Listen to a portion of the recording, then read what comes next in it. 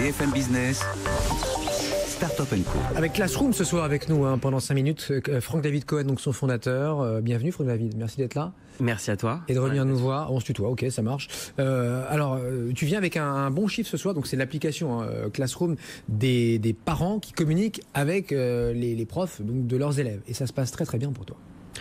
Oui, écoute, la rentrée a été sur les chapeaux de roue, comme on dit. Ça s'est vraiment très bien passé, au-delà un petit peu de nos espérances, parce qu'en fait, ce qui s'est passé, c'est que maintenant, on entame notre 3e année scolaire. Donc, on commence à avoir des profs qui l'ont utilisé et surtout qui en parlent autour d'eux. Oui. Et ça, il y a rien de mieux finalement. Ce sont les premiers ambassadeurs de Classroom. C'est-à-dire que première réunion parents-élèves, et je l'ai vécu il y a quelques semaines effectivement, le prof à la fin de la réunion dit tiens, au fait, pour communiquer, je balancerai d'ailleurs des petites vidéos de la piscine de je sais pas quoi, des photos de vos enfants quand on ira voir les poneys. Inscrivez-vous sur Classroom. Et là, forcément, tu n'as pas au moins la moitié de la classe, j'imagine, qui s'inscrit dans la foulée. C'est-à-dire que là, maintenant, avec la nouvelle version qui est encore plus ergonomique, encore plus sympa, c'est quasiment la totalité de la classe. C'est rare qu'il y ait un parent qui ne rejoigne pas la classe. Même les 2 parents de chaque enfant, maintenant, rejoignent la classe. C'est gratuit sur PC, et puis il faut payer un petit peu pour télécharger l'app, pour utiliser l'app sur mobile, quoi. Oui, en fait, l'application maintenant est passée aussi gratuite pour consulter la dernière publication. D'accord. Et si on veut consulter les publications d'avant, en fait, il faut passer par la web app, mais qui marche aussi bien sur un PC que sur un smartphone. Hein. Ça s'adapte à l'écran. C'est du responsive, comme on dit dans notre jargon. Donc, ça sort. D'ailleurs, le look and feel de la version web est vraiment très similaire. Ça coûte combien alors ? Si on veut prendre l'abonnement premium, qui est donc encore une fois facultatif pour les parents, ça coûte 2,49 € par mois. Ce qui est à peu près l'équivalent du prix d'un café, donc ça reste quand même abordable. Combien de gens l'ont téléchargé là ? Enfin, combien de gens l'utilisent ? Aujourd'hui, on allait passer le cap des 100 000 utilisateurs. Wow. Donc c'est un cap qui est important pour nous. Ouais. Et puis ça augmente chaque jour, quoi. Je te donne les chiffres demain, ils seront pas les mêmes. Avec des milliers de classes évidemment en France et à l'étranger, parce que tu commences à tisser ta toile un petit peu partout là.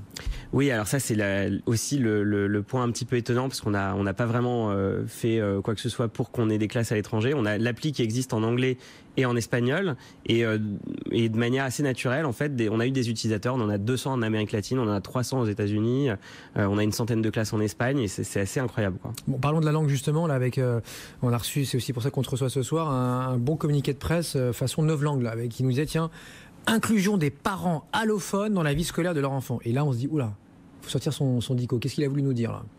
En fait, ce qui s'est passé, c'est que nous, on est énormément à l'écoute de nos utilisateurs et des utilisateurs profs. Et il se trouve que Classroom est pas mal déployé dans des REP et des REP+, des zones d'éducation prioritaire. Ouais.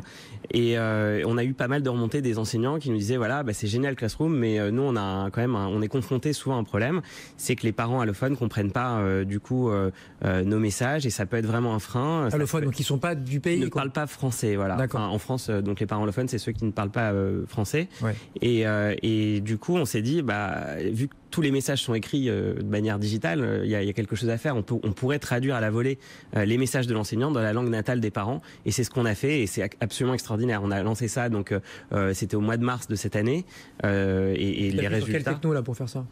En fait, c'est des API de traduction qu'on intègre directement dans l'application. C'est pas nous qui avons développé le traducteur, c'est des traducteurs qui existent et qui traduisent à la volée dans une centaine de langues les messages du professeur dans la langue natale des parents. Bon, est-ce qu'il y a vraiment un lien là renforcé quand on utilise Classroom, tant du côté professeur que évidemment du parent qui est toujours avide d'avoir plus d'infos, on aimerait tous être une petite souris, voir ce qui se passe dans la cour de récré ou dans la classe, quoi. Alors c'est plus qu'un lien renforcé, ça change complètement tout en fait. Ça change complètement tout parce que au-delà de l'outil de communication, il y a le côté un peu bête de l'outil, quoi, mais ça va bien au-delà de ça en fait. Le fait de voir ce qui se passe en classe, ça crée des discussions avec l'enfant le soir quand il rentre à la maison. Ça valorise aussi ce que fait l'enseignant avec les enfants. Donc il y a la relation, elle est renforcée. Il y a un respect qui est renforcé aussi entre les uns et les autres, et c'est vraiment le résultat, il est magique, quoi. Et ça c'est vraiment les mots des utilisateurs, c'est pas notre discours commercial. Et ça s'appelle Classroom, et c'est sûrement qu'un début, en tout cas c'est notre avis ici sur Tech & Co et à BFM Business. Merci beaucoup Franck-David Cohen, donc dans Tech & Co sur BFM Business. On part